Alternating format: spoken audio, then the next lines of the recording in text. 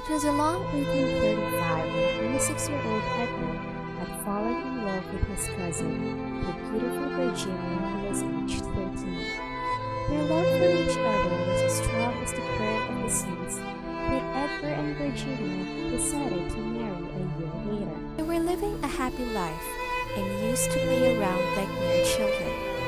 Edgar waited for Virginia to turn 16 to treat the relationship on a marital status. However, they never consummated their marriage.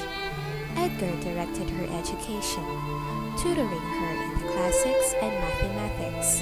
Virginia took singing and piano lessons, developing a beautiful voice. Living in Philadelphia, Virginia began playing the piano and singing to her husband. The moment seemed to be merry when suddenly she began to cough and blood gushed from her mouth. At first, Edgar thought it was just a blood rupture, but this pulmonary hemorrhaging marked the onset of tuberculosis.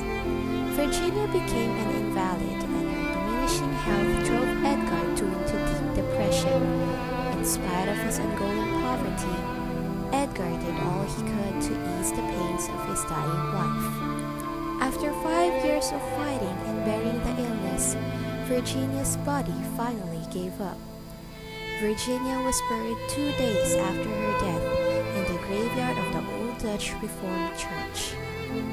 A year later, after Virginia's death, Edgar, still, was tragically affected of Virginia's illness and death. He suffered depression on the loss of his beloved wife. Edgar regularly visited Virginia's grave. He was always found at the dead hour of winter night, sitting beside her tomb, almost frozen in the snow.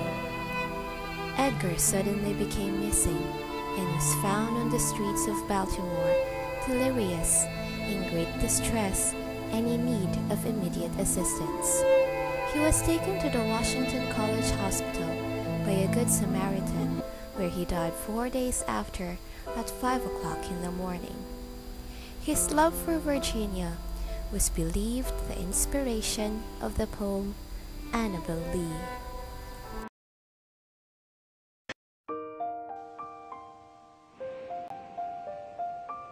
It was many and many a year ago, in a kingdom by the sea, that a maiden there lived whom you may know by the name of Annabel Lee. And this maiden she lived with no other thought than to love and be loved by me. She was a child, and I was a child in this kingdom by the sea. But we loved with a love that was more than love, I and my Annabel Lee, with a love that the winged seraphs of heaven coveted her and me. And this was the reason that long ago, in this kingdom by the sea, a wind blew out of a cloud by night, chilling my Annabel Lee, so that her high-born kinsman came and bore her away from me, to shut her up in a sepulchre in this kingdom by the sea. The angels, not half so happy in heaven, went envying her and me. Yes, that was the reason, as all men know in this kingdom by the sea, that the wind came out of the cloud, chilling and killing my Annabel Lee. But our love, it was stronger by far than the love of those who were older than we, of many far wiser than we. And neither the angels in heaven above, nor the demons down under the sea, can ever dissever my soul from the soul of the beautiful Annabel Lee.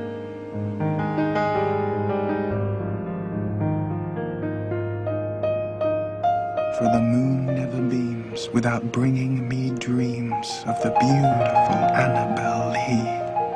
And the stars never rise, but I see the bright eyes of the beautiful Annabel Lee. And so, all the night tide, I lie down by the side of my darling, my life and my bride. in the sepulchre there by the sea, in her tomb by the side of the sea.